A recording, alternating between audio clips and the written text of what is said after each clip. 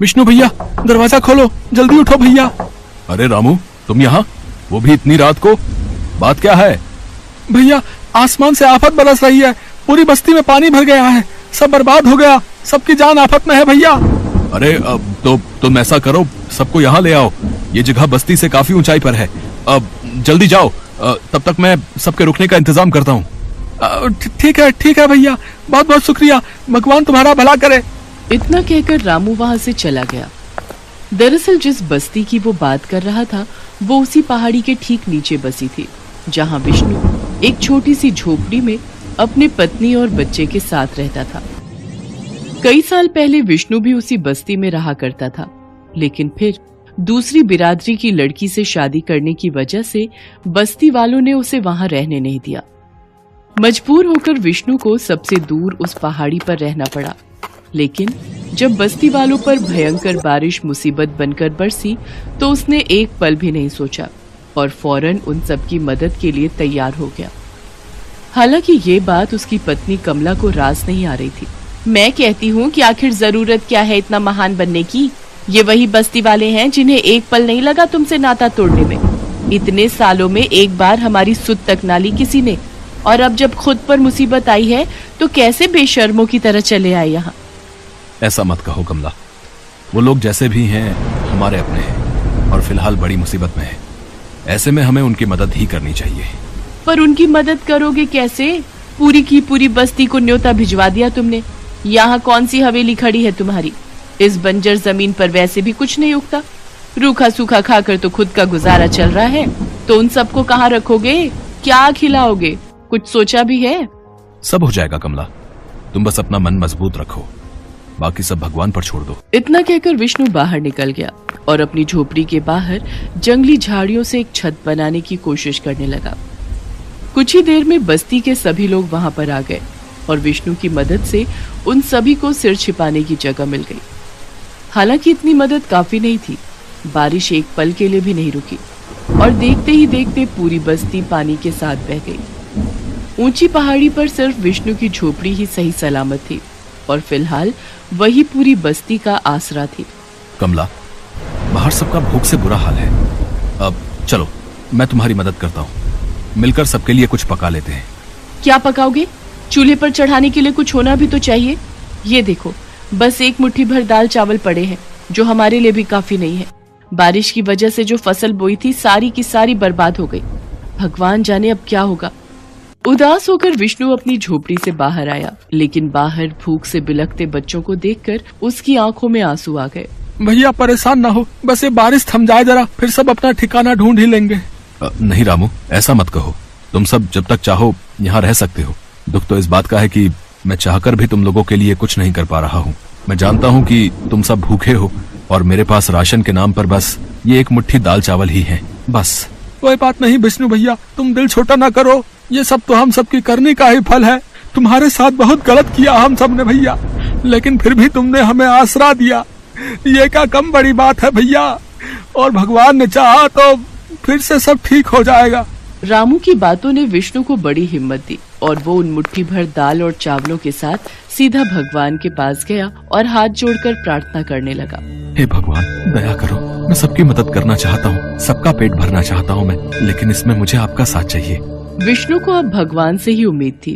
वो काफी देर तक भगवान के सामने हाथ जोड़े बैठा रहा। तभी उसकी पत्नी कमला वहाँ पहुँची और उससे बोली, सुनो जी, राजू भूख के मारे रोए जा रहा है, लाओ वो दाल चावल मुझे दो, मैं फटाफट उसके लिए खिचड़ी बना देती हूँ। लेकिन कमला। लेकिन क्या जी, इतने से दाल चावल में किसी का कुछ नहीं होगा, कम से कम अपनी औलाद का पेट तो भर लेने दो। कमला की बात मानकर विष्णु ने भगवान के सामने से वो दाल चावल उठाकर उसे दे दिए और फिर कमला ने एक छोटे से बर्तन में उन्हीं मुट्ठी भर दाल चावलों से खिचड़ी पका दी। खिचड़ी पकते ही उसकी खुशबू हर तरफ महकने लगी, जिसने बाहर बैठे सभी लोगों की भूख और बढ़ा दी। बहन, तुमने कुछ पकाया है क्या? मेरे बच्चे कल से भूखे हैं, थोड़ा सा दे दो, भगवान तुम्हारा भला करेगा। नहीं, इसके बच्चे तो अभी कुछ और देर रुक सकते हैं। बहन, तुम थोड़ा सा खाना मुझे दे दो, मेरी बूढ़ी माँ ने 3 दिनों से कुछ नहीं खाया है। ये हाल वहाँ हर किसी का था। हर किसी को अपने परिवार के लिए वो खिचड़ी चाहिए थी, लेकिन कमला अच्छी तरह से जानती थी कि उसे क्या करना है। हमारा हाल भी तुम सबके जैसा ही है। बस मुट्ठी भर दाल चावल थे जिनसे मैंने ये खिचड़ी बनाई है। मेरा बच्चा भूखा है, पहले मैं उसे खिलाऊंगी। बस्ती वालों की हालत देखकर कमला का दिल भी अब पसीजने लगा था, लेकिन वो एक माँ थी, उसे सबसे पहले अपने बच्चे के बारे में सोचना था। उसने अपने बेटे राजू को अपने हाथों से पेट भर खिचड़ी खिलाई और फिर, सुनो जी, राजू ने अच्छे से खा लिया है, थोड़ी सी खिचड़ी बचा कर रखी है मैंने, आ जाओ आकर खा लो। नहीं कमला, ऐसा करो, तुम खा लो, तुम्हें भी तो भूख लगी होगी ना। आप भूखे रहो और मैं खा लूं, ये तो नहीं हो पाएगा मुझसे। ऐसा करो, बाहर से किसी एक बच्चे को ही ले आओ, कम से कम उसका ही पेट भर जाए। विष्णु फौरन अपने साथ एक बच्चे को झोपड़ी के अंदर ले आया। कमला ने उस बच्चे को बड़े ही प्यार से खिचड़ी परोसी। बच्चा खाता रहा और कमला उसे खिचड़ी परोसती रही। फिर कुछ देर बाद, बस चाची, पेट भर गया अब। सच में खिचड़ी बहुत अच्छी बनी थी। वैसे आपके पास एक खिचड़ी और है क्या, मेरे माँ बाबा के लिए? उस बच्चे की बात सुनकर कमला का चेहरा उतर गया, लेकिन फिर उसने जैसे ही खिचड़ी के बर्तन की तरफ देखा तो उसे अपनी आंखों पर विश्वास नहीं हुआ। अरे ये कैसे? अजी सुनते हो, यहाँ तो आओ जल्दी। क्या हुआ कमला? ये देखो, राजू ने खिचड़ी खा ली, इस बच्चे ने भी पेट भरकर खा ली, और ये बर्तन, ये तो अब भी खिचड़ी से भरा हुआ है। कमला को कुछ समझ नहीं आ रहा था, लेकिन विष्णु सब समझ गया था। उसने फौरन खिचड़ी से भरे बर्तन को उठाया और उसे सीधे भगवान के पास लेकर गया। आपका बहुत बहुत धन्यवाद प्रभु, बहुत बहुत धन्यवाद। बस अपनी कृपा यूं ही बनाए रखना, ताकि मुसीबत की इस घड़ी में मैं सबके काम आ सकूं। इसके बाद विष्णु ने वही किया जो वो करना चाहता था। उसने सभी बस्ती वालों को पेट भर खिचड़ी खिलाई। बावजूद इसके खिचड़ी का वो बर्तन जरा भी खाली नहीं हुआ। इसी तरह कई दिनों तक सबका गुजारा चलता रहा और फिर आखिरकार बारिश थम गई और सभी लोग विष्णु को शुक्रिया कहकर वहां से जाने लगे। धीरे धीरे सब कुछ पहले जैसा हो रहा था, लेकिन विष्णु के लिए अब काफी कुछ बदल चुका था। सुनो जी, अब तो सब लोग जा चुके हैं, तो अब इस खिचड़ी का हम क्या करेंगे? हम जीवन भर बस ये खिचड़ी ही खाते रहेंगे क्या? कमला, इतना समझ लो कि ये सिर्फ खिचड़ी नहीं है, बल्कि ये तो भगवान का आशीर्वाद है, जिसे हम जितना बांटेंगे ये उतना ही बढ़ता जाएगा। कमला विष्णु का इशारा समझ गई थी। अब वो दोनों मिलकर उस जादुई खिचड़ी से खुद आगे बढ़कर जरूरतमंदों की मदद करने लगे, और ऐसा करने से उनके घर में भी खूब बरकत होने लगी। बात चाहे खेती की हो या फिर फसल बेचकर होने वाली कमाई की। विष्णु अब दिन दूनी और रात चौगुनी तरक्की कर रहा था। हालांकि उसकी ये तरक्की हर किसी को रास नहीं आ रही थी। क्या बात है रामू, ऐसा मुंह फुला कर क्यों बैठा है तू? मुंह ना फुलाऊं तो और क्या करूं मैं, हैं? रात दिन भगवान की पूजा की मैंने, और फल उस विष्णु को मिल रहा है। देखो ना, उस जादुई खिचड़ी के दम पर कैसे धन्ना सेठ हुआ जा रहा है। लेकिन अब बस, मैं ये सब और नहीं देख सकता। वैसे तो सामने से रामू हमेशा विष्णु को अपना भाई जैसा ही मानता था, लेकिन असल में ये सब बस एक दिखावा ही था। उसे विष्णु की तरक्की और हर तरफ होती तारीफ से बड़ी जलन हो रही थी, जिसके चलते आखिरकार उसने उस जादुई खिचड़ी को चुराने का फैसला कर लिया। एक रात वो दबे पांव विष्णु के घर में घुसा और चुपचाप उस खिचड़ी के पूरे बर्तन को ही अपने साथ ले जाने लगा। लेकिन वो उस बर्तन को घर से बाहर ले जा पाता, उससे पहले ही वो बर्तन उसके हाथों से छूट गया। बर्तन के गिरने की आवाज से विष्णु और कमला की आंख खुल गई, और ये देखकर रामू बुरी तरह घबरा गया और तुरंत ही वहां से भाग निकला। कमला, क्या हुआ? कैसी आवाज थी वो? पता नहीं जी, यहाँ तो सब ठीक ठाक है, सारे बर्तन अपनी जगह पर ही हैं। अच्छा, और जरा एक बार खिचड़ी का बर्तन खोल कर देखो, उसमें खिचड़ी तो है ना? हाँ, ये तो पूरा भरा हुआ है, बिल्कुल पहले की तरह। कमला की बात सुनकर विष्णु ने एक बार फिर भगवान के सामने सिर झुकाया और फिर वो दोनों चैन की नींद सो गए। दीनू और रूपा को याद नहीं कि उनकी माँ सावित्री ने कब उससे प्यार से बातें की हैं।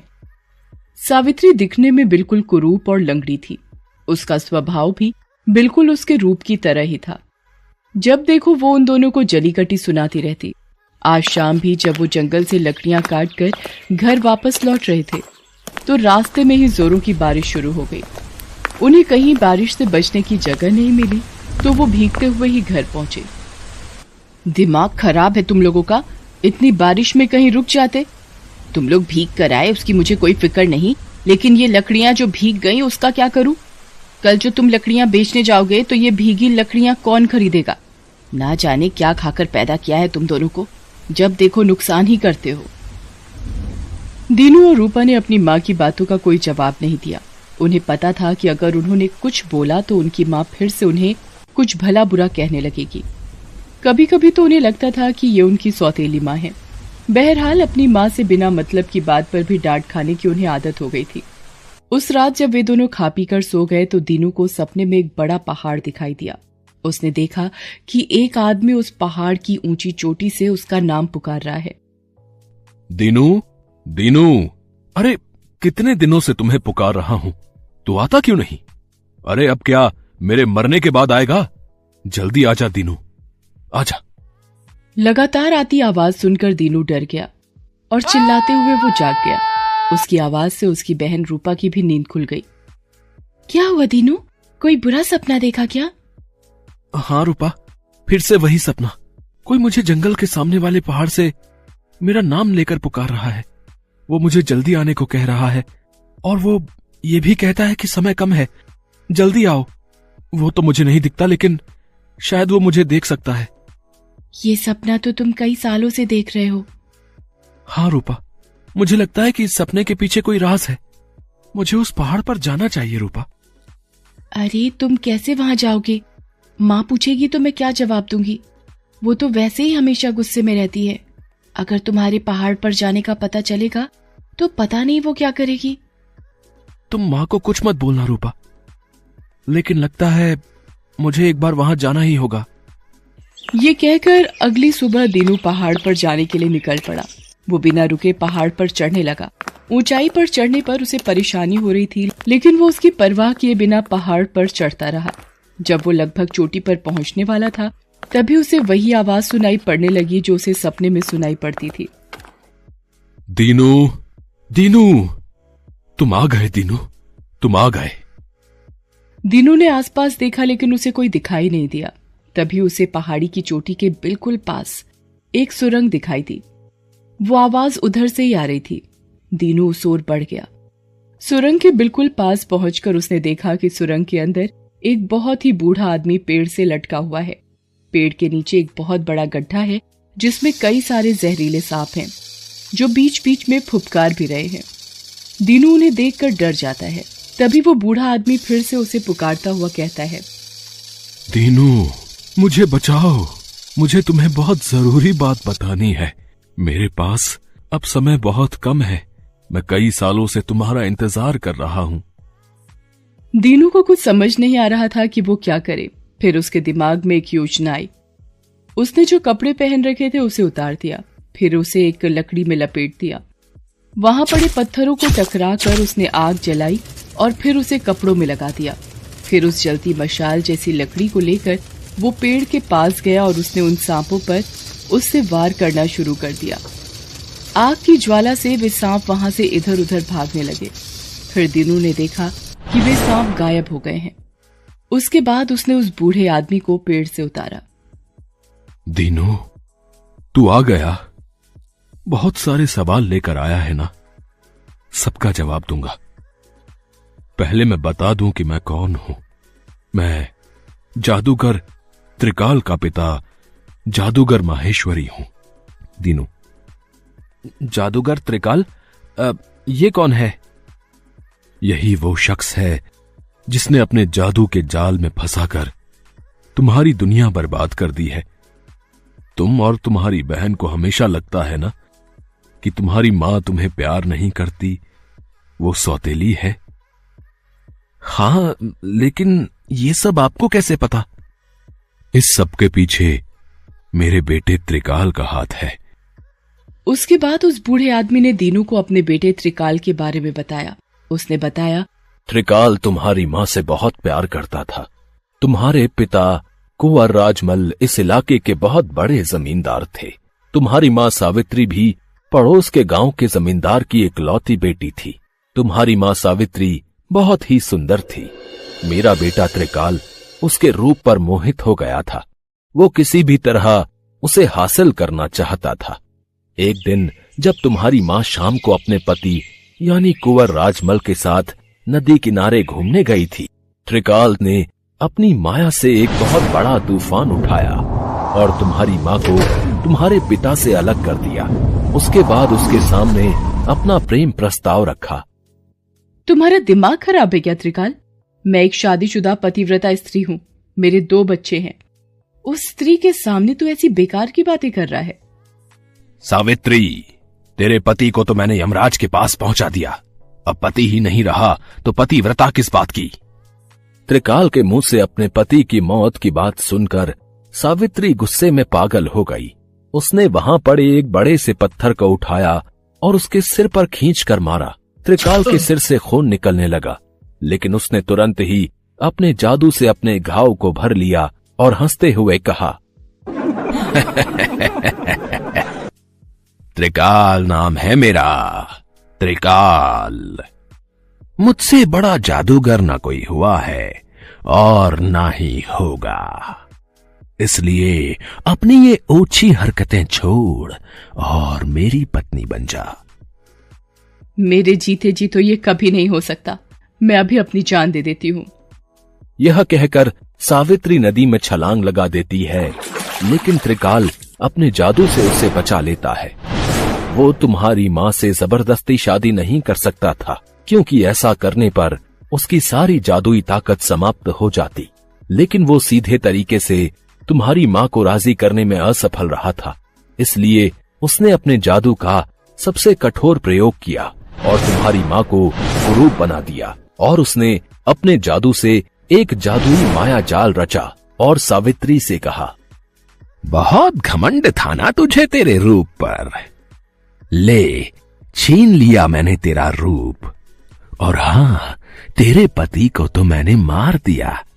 अब जिन बच्चों के लिए तुम मेरा प्रेम निवेदन ठुकरा रही हो, आज के बाद मेरे जादू के प्रभाव से कुछ ऐसा होगा कि जिस दिन भी तुमने अपने बच्चों से प्यार से बात की, उन्हें प्यार किया, वो उसी समय मोम के बन जाएंगे।